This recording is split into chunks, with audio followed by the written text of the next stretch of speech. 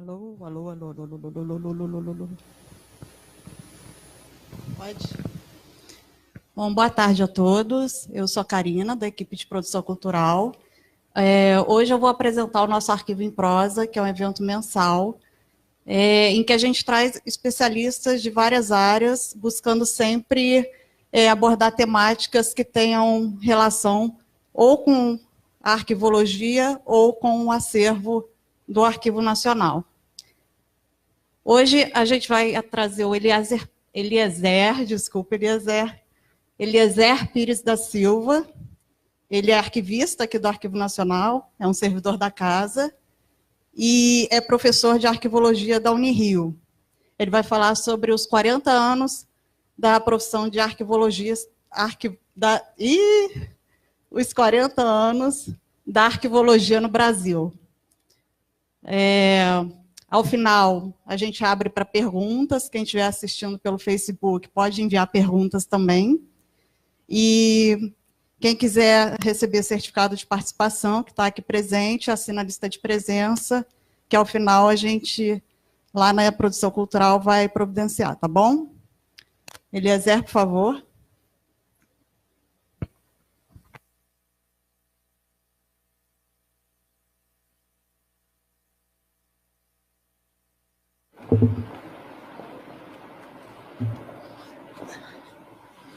Bom, em primeiro lugar, boa tarde. Quero agradecer os colegas que estão aqui. É uma super honra tê-los aqui presentes. Também quero agradecer a equipe de organização do Arquivo em Prosa por ter me convidado para essa 10ª edição do evento. Muito me honra estar aqui hoje, na companhia de vocês, e especialmente em razão desse tema.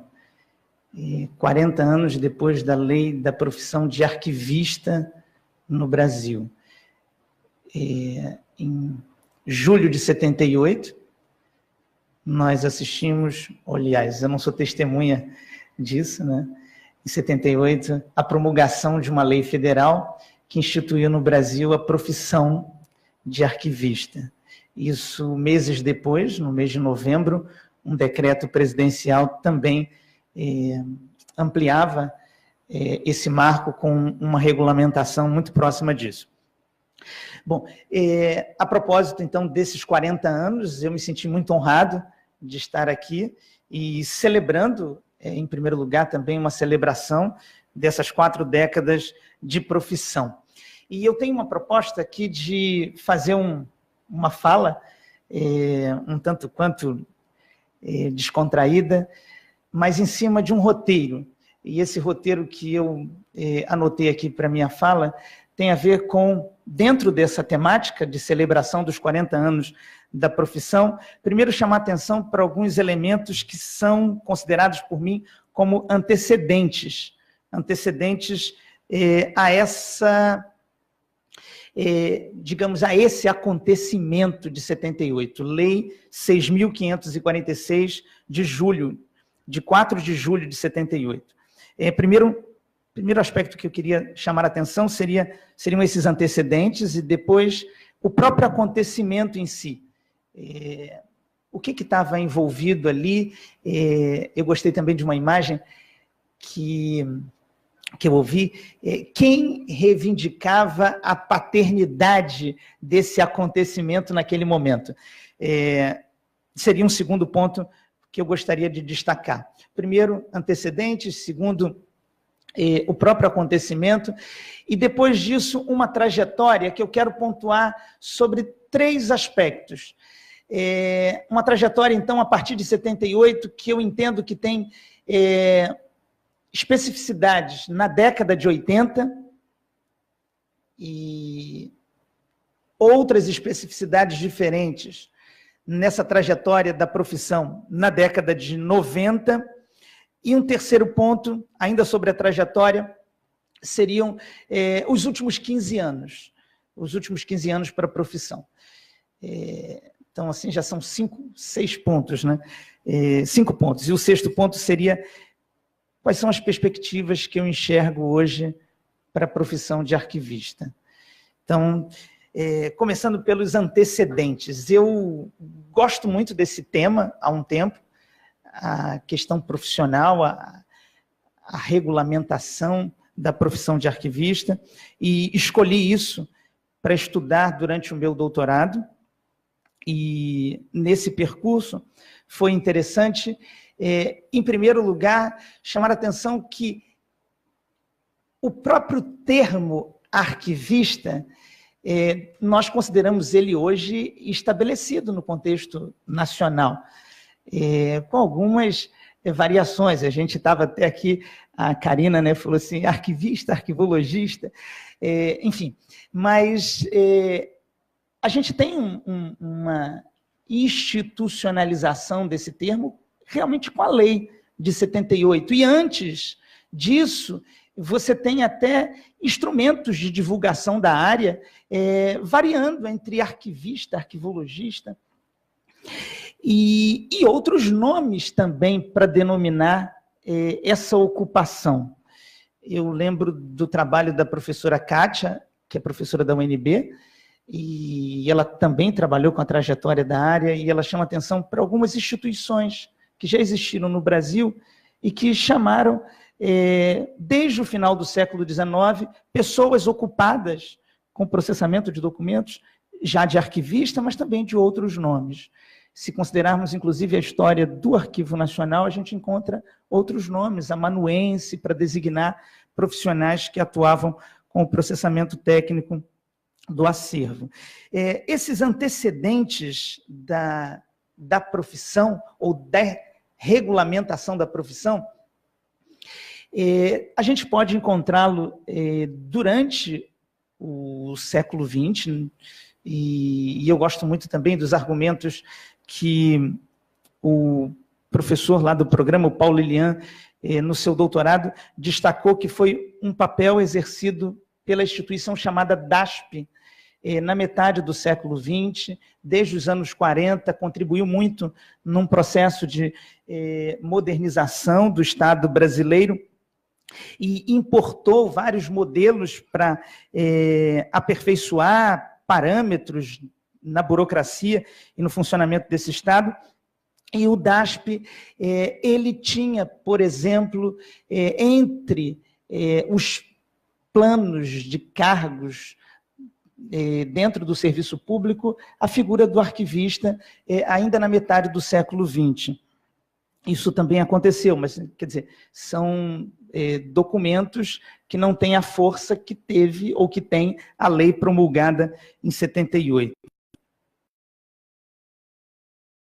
Ainda sobre os antecedentes, que eu estive bastante em contato durante o meu doutorado, que foi perceber uma movimentação muito intensa na década de 70 por ter isso, por ter uma regulamentação legal, um estatuto legal para a profissão de arquivista. E onde eu fui encontrar isso aparecendo antes da própria lei, aparecendo como projeto, aparecendo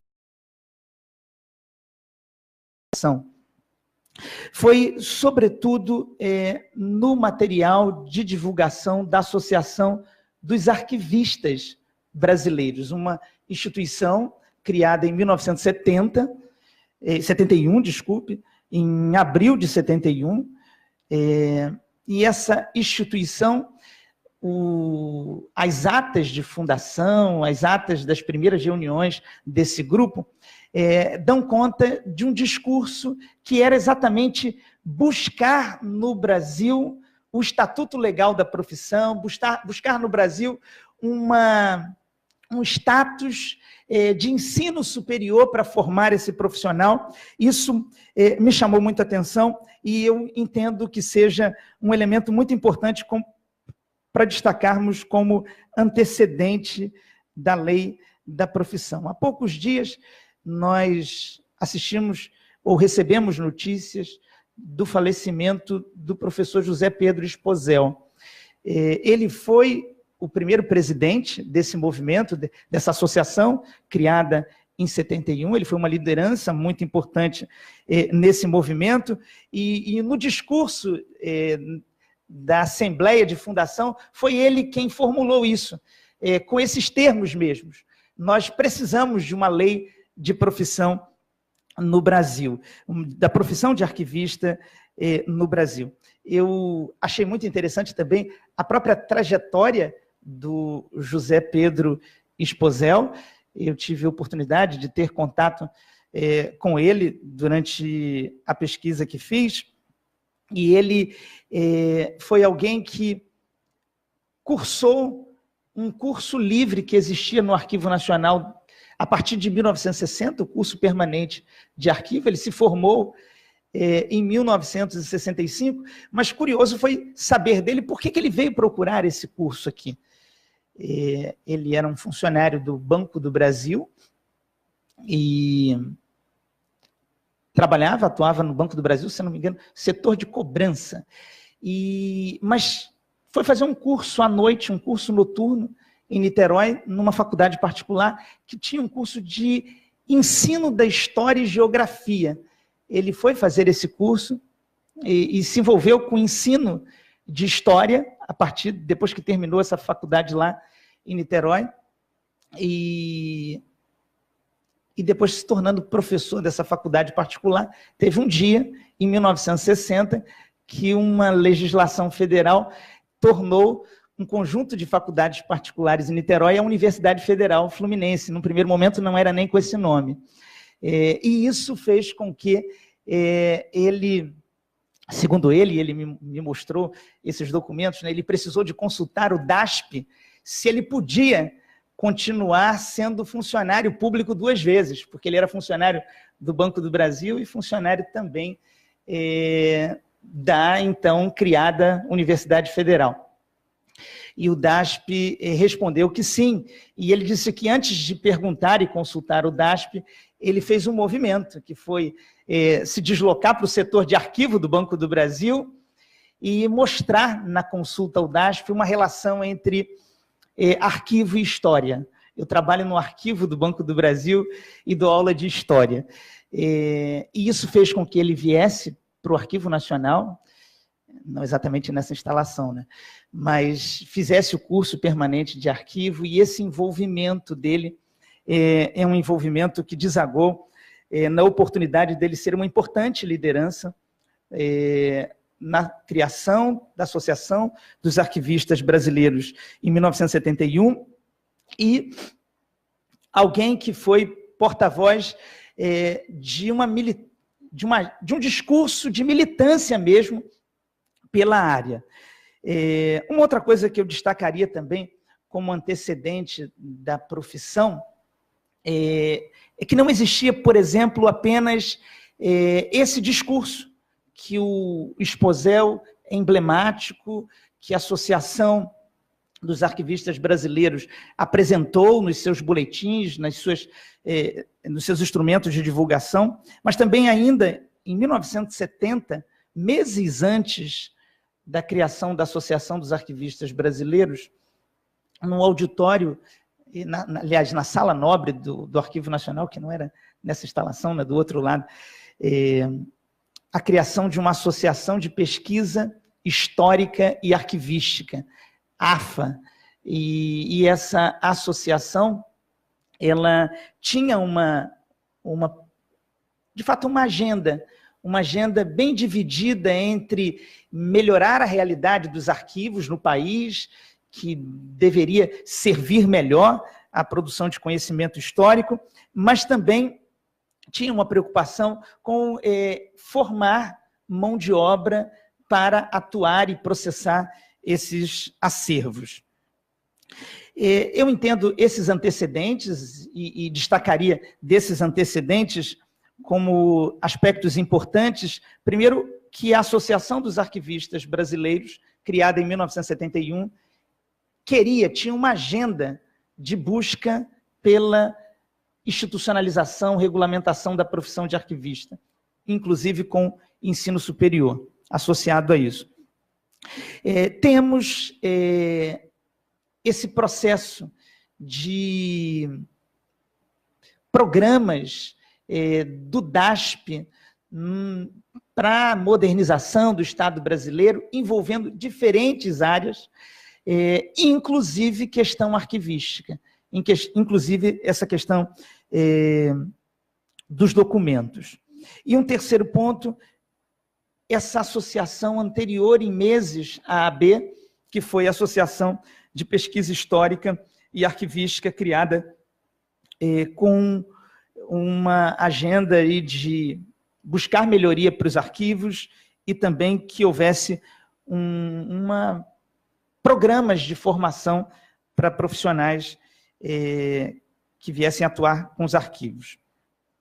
Então, esses são os antecedentes e nós temos, então, no ano de 1978, um ano depois de um decreto presidencial ter transferido o curso permanente de arquivo do Arquivo Nacional para hoje, a que é hoje Unirio, como curso superior de arquivologia.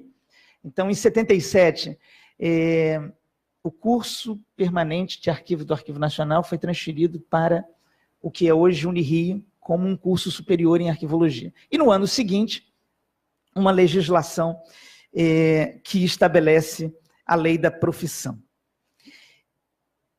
Eu destacaria sobre esse acontecimento, primeiro, como a Associação dos Arquivistas divulgou ele. As suas revistas, seus boletins, divulgaram esse acontecimento como sendo uma realização do movimento associativo. Muito obrigado.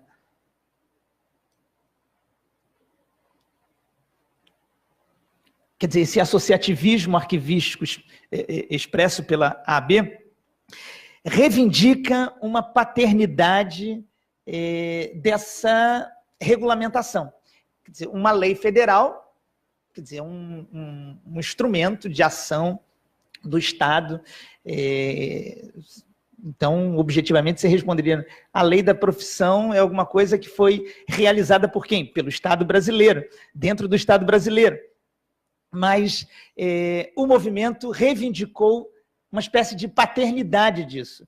Isso é muito comemorado e conseguimos, e as imagens são, às vezes, até exageradas, e conseguimos vitória na nossa cruzada, conseguimos vitória na nossa guerra, na nossa luta. E, inclusive, além disso, nós encontramos nos boletins as informações de uma série de movimentos que foram feitos pela associação. Então, assim, informações sobre as audiências com o Ministério, com o Ministro do Trabalho, querendo mostrar toda uma movimentação que, articulada, gerou ou teve como consequência a lei de 78. Nós temos, por um lado, esse anúncio da associação, mas, por outro, e me chamou muita atenção, um livro publicado em 2008, da Astrea de Moraes e Castro, que ela basicamente publicou muitos documentos que ela acumulou desse período. E esses documentos dão conta de um elemento muito curioso. Ela, enfim, nesse livro e com os documentos que publica, aciona, por exemplo, uma influência que a filha do Geisel teve no processo mesmo legislativo, para fazer andar, fazer lobby desse processo legislativo que terminou com a lei da profissão. Ela publica, inclusive, a foto da assinatura na promulgação da lei, era uma foto lá na presidência da República, e ela estava lá também, querendo reivindicar mesmo essas redes de influência e articulação que terminaram com a lei da profissão. Sobre o acontecimento, a minha opinião é registrar que faz muito sentido a maneira como a associação comemorava, porque eu, pelo menos, reconheço que havia outros projetos alternativos sobre a organização dessa ocupação. Então, o discurso do DASP estava muito informado por algumas diretrizes, até da Unesco, sobre integração de áreas da documentação, uma ideia de um profissional documentalista, a despeito do contexto institucional disso. Esse me parece que era um discurso do DASP, e era uma alternativa para a organização dessa ocupação. Tinha o discurso que a AFA era um emblema e era uma perspectiva de muita preocupação com a realidade dos arquivos e uma ideia de formação de mão de obra que não necessariamente dependia de regulamentação de uma profissão por lei e com status de nível superior para essa formação profissional. Mas, em 1978, é um momento, é um acontecimento que marca, digamos que o projeto que venceu foi um projeto de arquivista associado aos egressos de uma formação superior que acabara de ser estabelecida no ano anterior.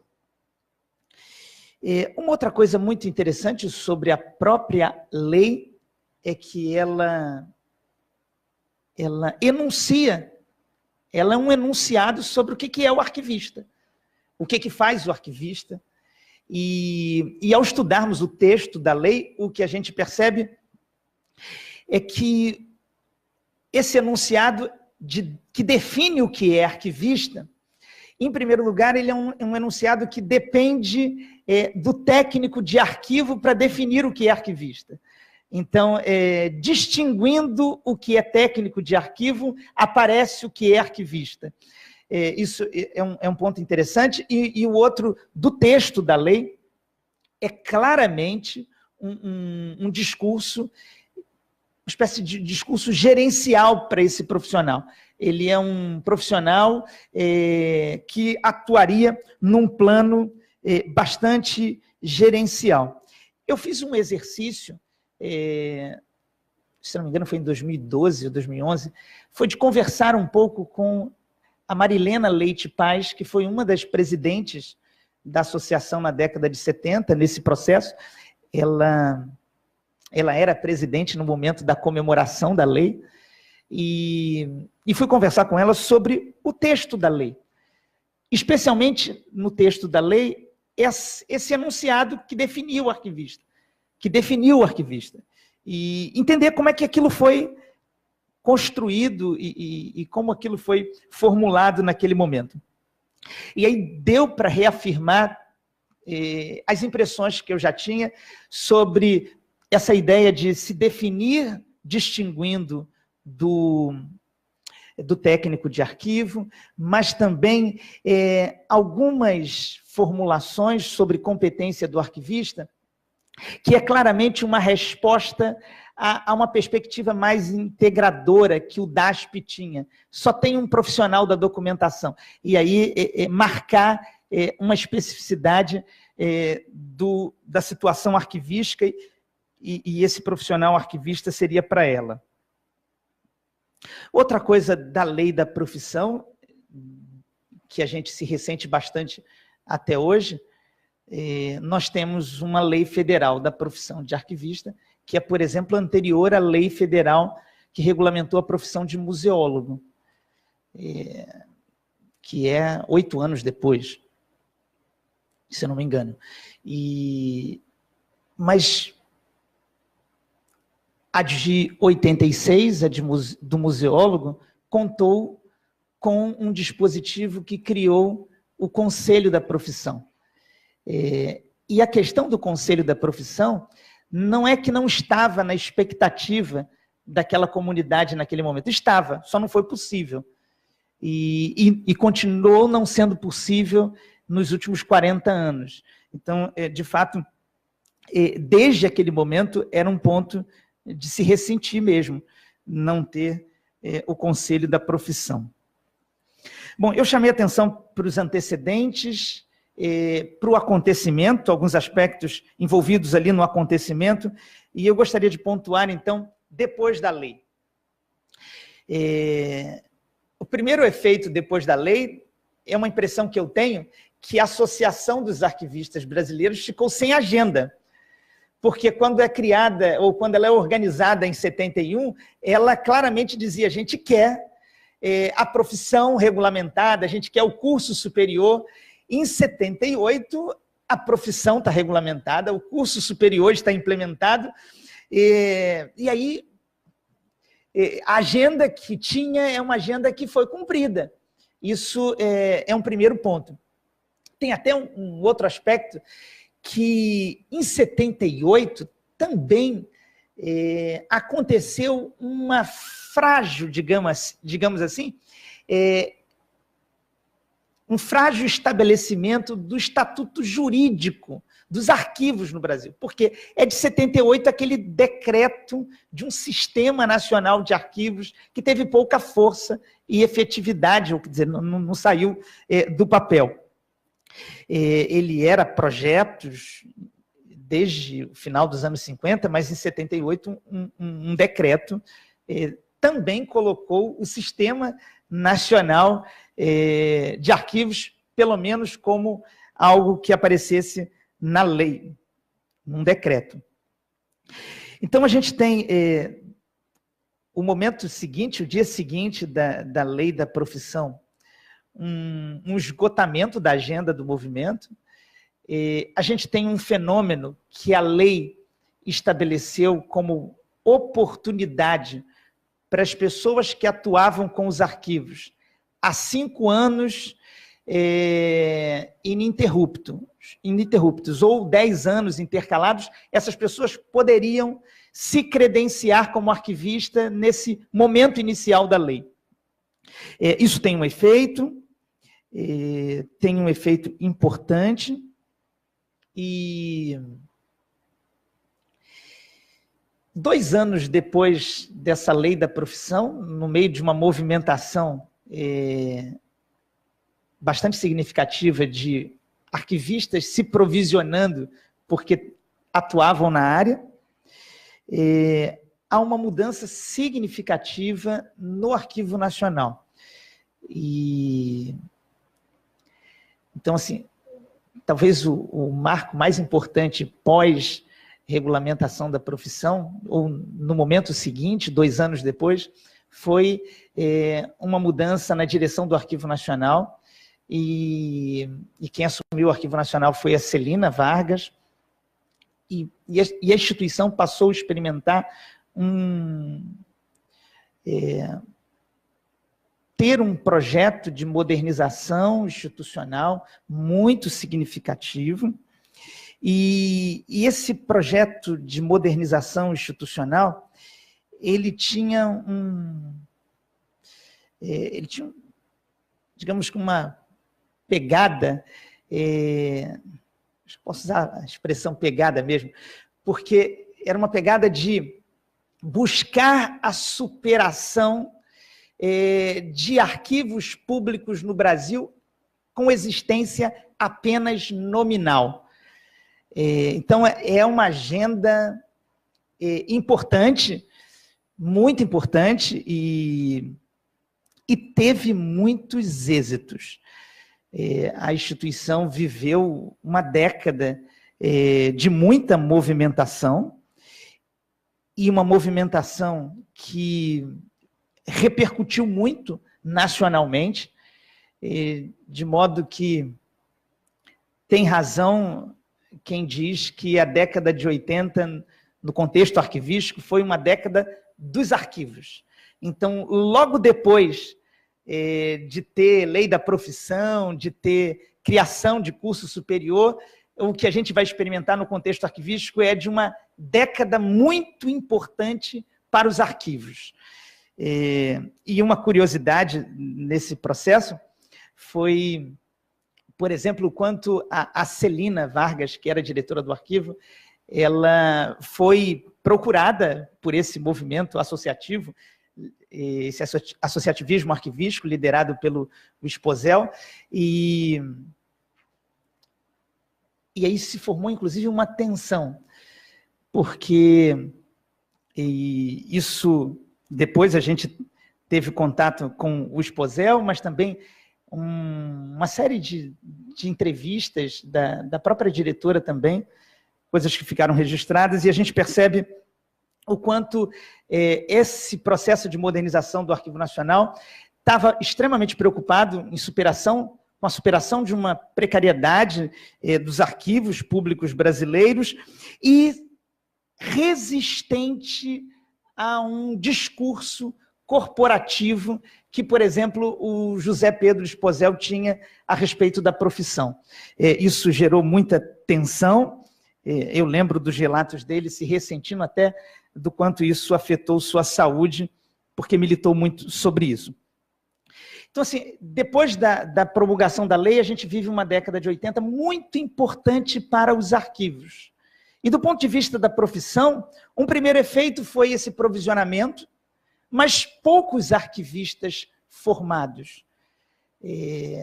No ano mesmo que o curso permanente de arquivo foi transferido para o que é hoje o Unirio, já teve uma turma formada.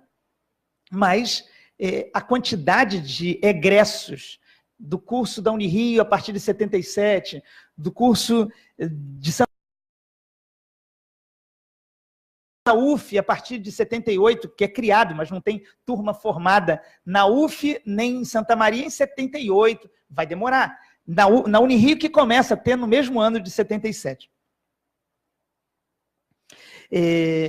O provisionamento, nesse primeiro momento, é um impacto importante nesse contexto de regulamentação da profissão, mas o que de fato está marcando os anos 80 é uma situação de movimentação pela modernização do Arquivo Nacional e os arquivos, a dimensão dos arquivos. Eu também achei muito curioso num evento aqui na América Latina, e tinha alguns profissionais de outros países, e eles, de uma certa experiência, e eles falavam disso, né? Do quanto eles importaram muito nos anos 80 o nosso discurso de vamos deixar de ser um arquivo nominal. Isso realmente é um emblema dos anos 80. A década de 90 foi uma década que digamos que para a profissão, talvez a principal marca tenha sido o fato de que esse arquivista que começa cada vez mais se formar nos cursos que foram abertos, eles não estão tendo chances de entrar no serviço público.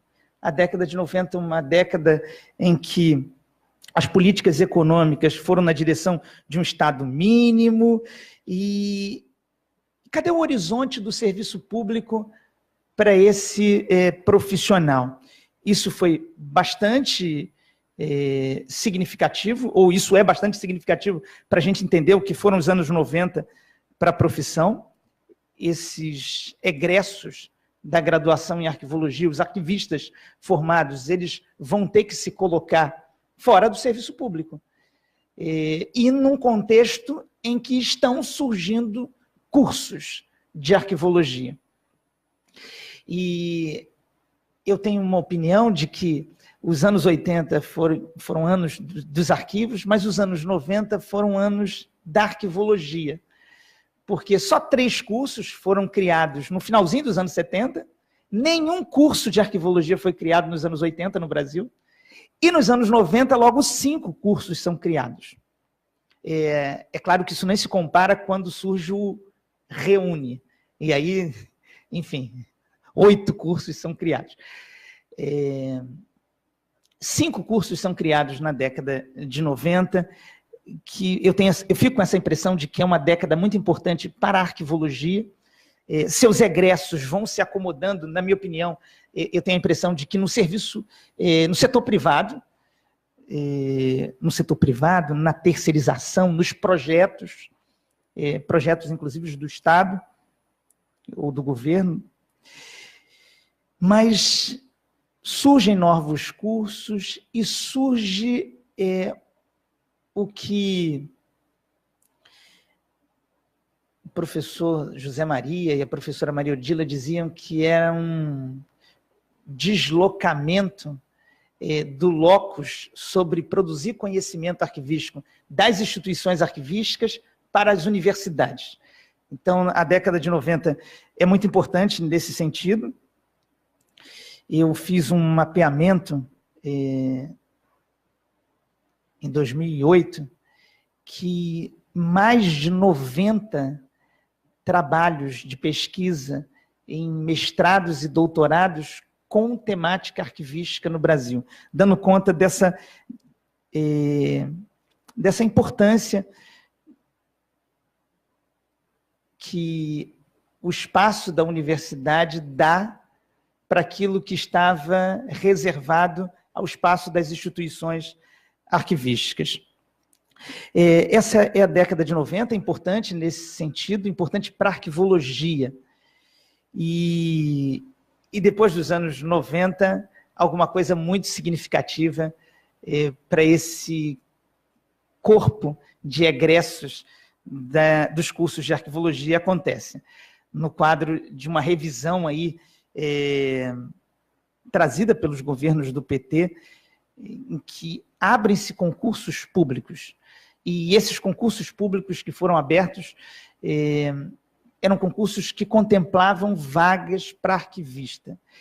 O finalzinho disso, em 2014, eu lembro de ter orientado um trabalho que mapeou 43 editais contendo vaga para arquivista no Diário Oficial. Então, assim, é uma quantidade muito expressiva, e eu estou falando de 2014, o finalzinho disso. Vocês imaginem o que foi isso em 2006, 2007. Esses últimos 15 anos foi um processo muito importante de, inclusive, reencontro com aquele projeto de arquivista lá dos anos 70, que o Estado estabelece lei e que ele tem sua reserva de mercado instituída por lei. Isso fica... há um reencontro com isso nos últimos 15 anos, quando muitos concursos. Os efeitos são curiosos. Por exemplo, o Ministério da Educação, que é mantenedor das federais, das universidades federais, abriu uma quantidade de vagas para arquivistas nesses últimos 15 anos, que o efeito que a gente já pode reconhecer, por exemplo, é que já existe um fórum de arquivistas de instituições federais de ensino, pautando os problemas específicos desse horizonte profissional, mas o que a gente enxerga é uma quantidade muito importante de concursos que contratou. Essa quantidade de concursos gerou um efeito que foi a contratação de muitos arquivistas no serviço público. E a gente chega diante de um cenário que é o nosso cenário atual, para pensarmos quais são as perspectivas dele. E as perspectivas dele não são desses últimos 15 anos, dessa quantidade de contratação dos concursos. E qual é a perspectiva da profissão hoje no Brasil? Eu destacaria, em primeiro lugar, que nós vivemos um momento em que a oportunidade profissional para o arquivista fora do serviço público, ela precisa ser bem encarada, e ela já começa a ser encarada pelas instituições de ensino. Isso aparece nos projetos pedagógicos dos cursos de arquivologia, porque esse profissional que nós estamos formando e não paramos de formar, a Unirio, onde eu atuo, já formou mais de 1.700 arquivistas, acho que 1.730 arquivistas, desde 1977, mas numa realidade brasileira, esse número está ultrapassando 4.000 egressos dos cursos de arquivologia. E se a gente tem essa redução e quase que uma interrupção dos concursos públicos para arquivista, o setor privado ele deve ser considerado pela área. Deve ser considerado nos projetos pedagógicos dos cursos, no perfil de egresso que esses cursos têm e quer formar, porque precisa, cada vez mais,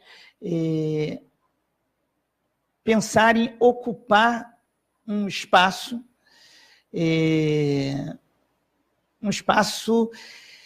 que tem a ver com qualquer instituição de médio e grande porte, tem uma racionalidade inserida no seu funcionamento, e essa racionalidade não deixa de fora a questão documental.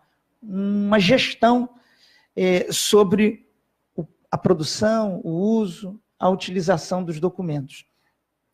E se esse profissional não é reconhecido como alguém que vá contribuir nisso, a gente precisa de buscar esse reconhecimento e partindo, inclusive, de conteúdos que precisam existir na formação dele, para dar conta disso.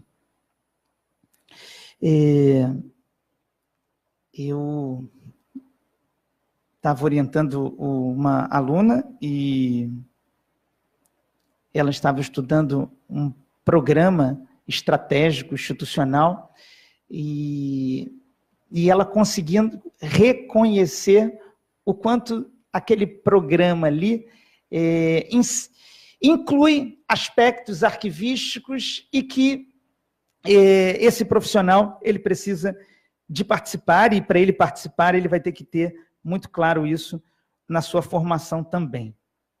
Um outro ponto sobre as perspectivas da profissão, outro dia estava conversando com o Marcos lá na sala, e ele disse assim, realmente muita coisa mudou nesse campo dos arquivos, e eu sou um testemunho, eu posso dar testemunho, eu assisti esse processo de institucionalização da área mesmo.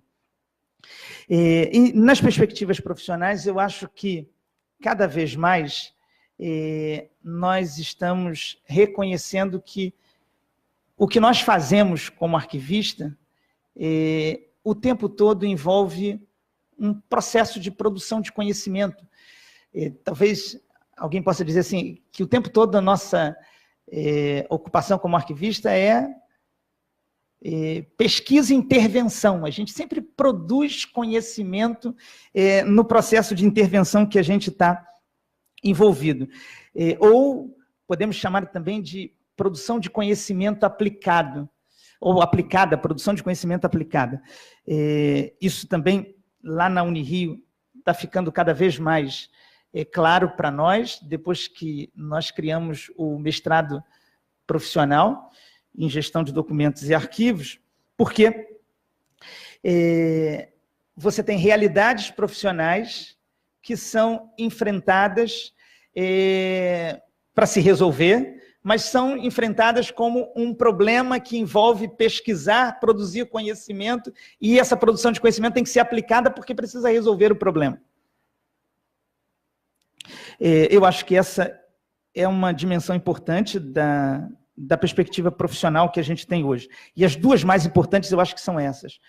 Primeiro, tem a ver com, cada vez mais, uma comunidade que vem reconhecendo que nós fazemos uma intervenção que o tempo todo envolve produzir conhecimento para intervir, e segundo,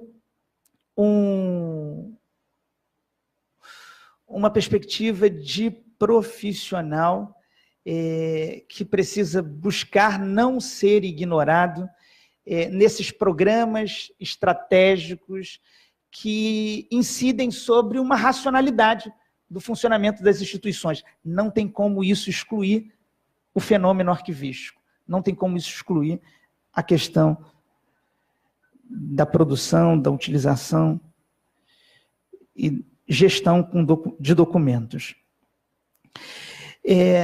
Na perspectiva da profissão, a gente tem um dado muito curioso lá no mestrado, que funciona desde 2012, é que aproximadamente 15% dos egressos eles já atuam na docência em arquivologia.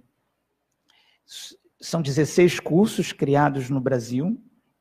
Um mapeamento recente deu conta de que são 150 professores que atuam ensinando arquivologia no Brasil, nessas instituições públicas de ensino. De fato, isso é um horizonte profissional muito interessante para os egressos do curso de arquivologia, que está inserida aí na profissão, ser um arquivista atuando na docência em arquivologia.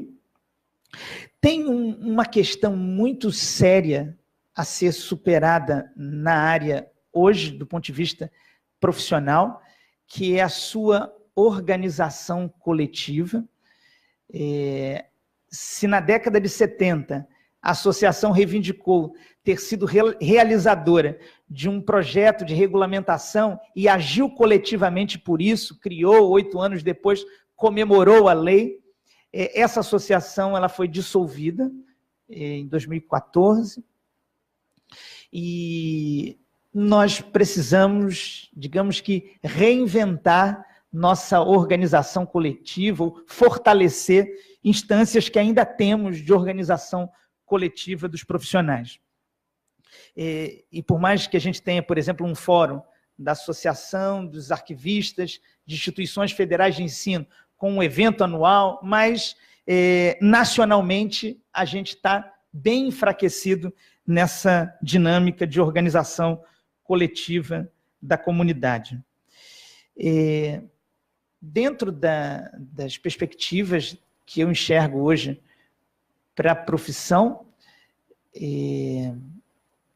passa por essa necessidade de inventarmos ou reconfigurarmos um modo de nos organizar, porque, inclusive, do jeito como estamos, eu, pelo menos, acho que a gente se ressente um pouco de não ter agenda, uma agenda estratégica da comunidade, e acho que esse, na verdade, se torna um problema sério para nós hoje. Eu queria, então, a propósito dos 40 anos da Lei da Profissão de Arquivista, essa Lei 6.546, de 4 de julho de 78, aproveitar essa oportunidade de hoje à tarde de colocar para vocês que, primeiro, a gente está falando de uma lei que tem alguns antecedentes bem curiosos que desaguaram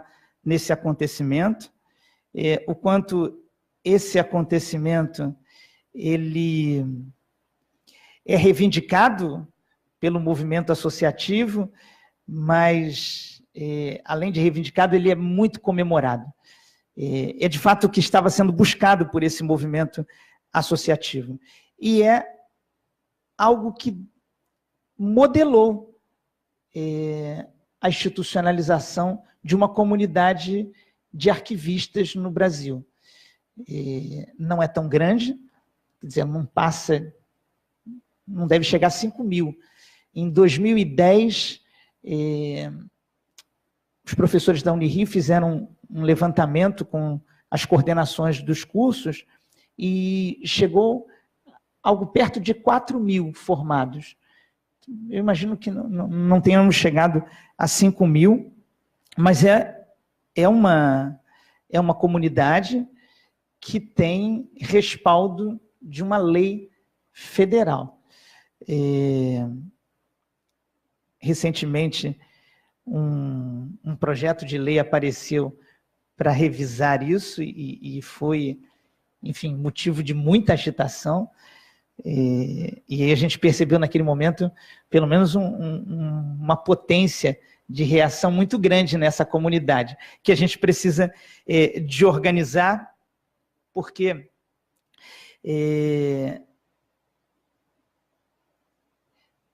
os últimos 15 anos, será que foram os anos dos arquivistas? Eu acho que não. Eu acho que a gente tem que buscar uma década dos arquivistas, como a década de 80 foi para os arquivos e a década de 90 foi para a arquivologia.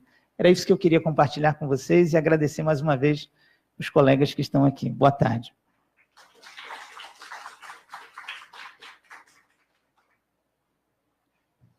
Agora nós abrimos para perguntas, se alguém quiser perguntar ou fazer algum comentário.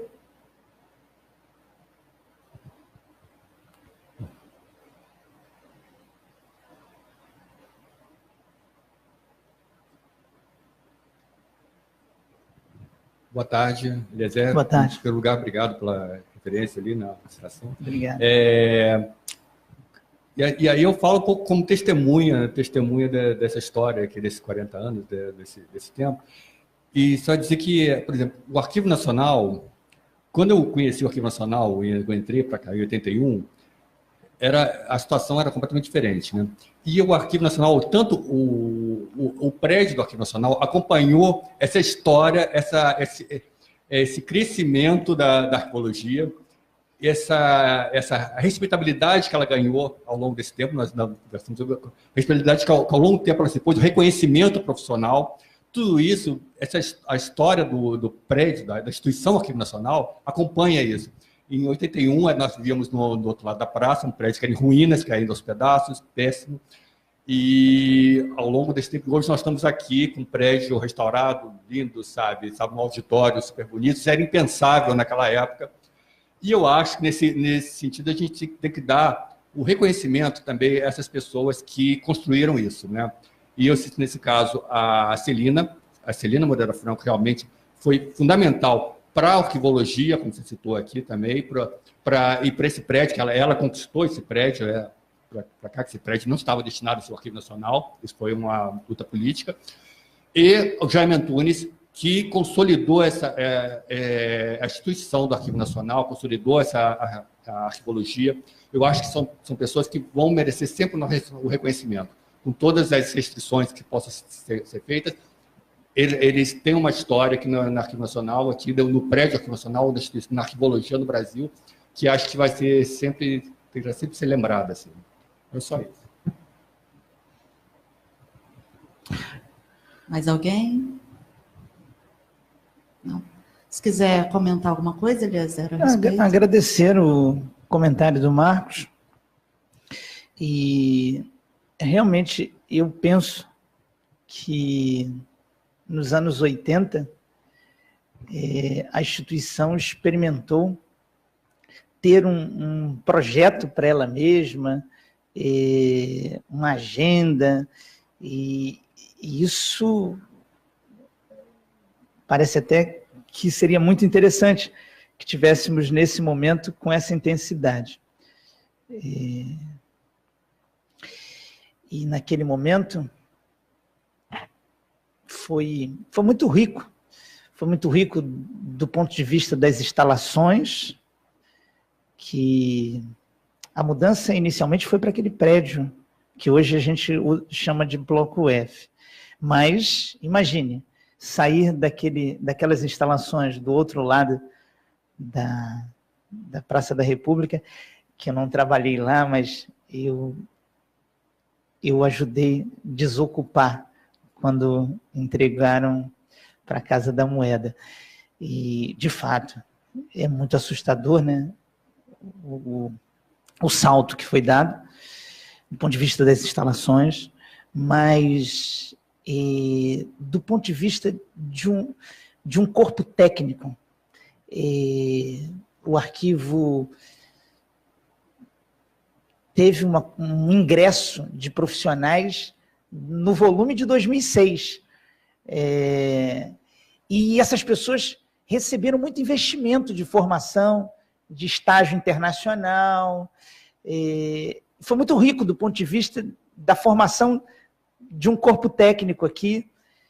E se estudou muito dentro da instituição, grupo de identificação interna de fundos, grupo de identificação externa de fundos, o quanto isso reuniu desenvolvimento de conhecimento, desenvolvimento das pessoas, estabelecimento de metodologias, super rico desse ponto de vista. E também um ganho político, né? Era fórum dos arquivos municipais, a gente não tinha lei de arquivos nos colocando com uma competência de orientação técnica, mas isso era dado com muita intensidade. E também o que a gente conhece, porque quem participou relatou, que essa lei de 91, ela foi toda engendrada, estudada naquele processo. Durante os anos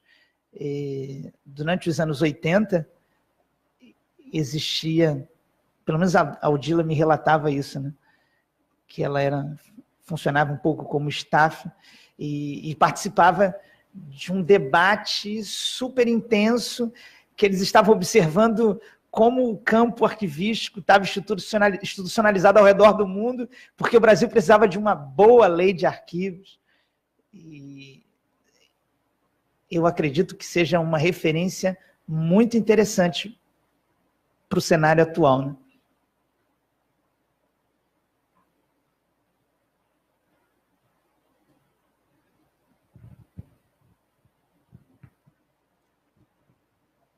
Professor Miriam, você falou que o arquivista, vocês estão pensando, há de se pensar no arquivista agora na área privada, né? E essa formação do arquivista num pensamento de uma ocupação das áreas privadas, esquecendo um pouco a área de serviço público, já que não está tendo mais concurso, essa coisa toda. Houve ou foi pensado no currículo da faculdade uma mudança do currículo com um foco voltado para o profissional de arquivo nas instituições particulares, nas entidades particulares, ou não? Ou continua aquele mesmo currículo de antes? Essa era a minha dúvida. Eu gostaria de saber se houve isso, se está se pensando nisso para o futuro, para moldar o profissional mais para a área privada, não tanto na área pública. Bom, obrigado, Miriam, pela pergunta. E eu vejo isso mais recentemente. Eu assumi um cargo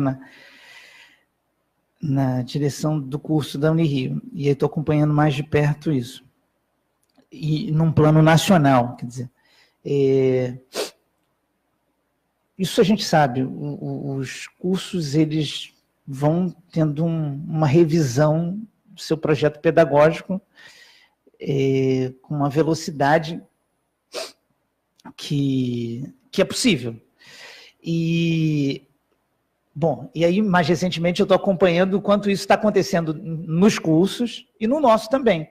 A gente está no meio de uma reforma curricular e o debate no núcleo docente estruturante sobre o perfil do egresso, para ser uma referência que eventualmente revisa o quadro curricular, né, grade curricular, o conteúdo mesmo. Então, isso está acontecendo. Quer dizer, isso acontece, né? Você imagine, em 1972, o Conselho Federal de Educação aprovou um currículo mínimo de arquivologia. Hoje nem tem isso. Hoje a gente só tem uma coisa chamada Diretriz Nacional dos Cursos, e tem a Diretriz Nacional para o curso de Arquivologia. Mas nada daquele currículo mínimo era algo do tipo, para formar um arquivista, tem que ensinar latim, tem que ensinar... aquilo é uma coisa que está lá, super datada, e você tem mudanças nisso, e uma mudança muito significativa na década de 90, que é os efeitos da LDB, né, de uma flexibilização, de uma contextualização regional do curso, dos cursos. E aí, hoje na Unirio, por exemplo, está em processo, está em andamento, uma reforma curricular que certamente vai incorporar o que a gente tem de demanda atual, né?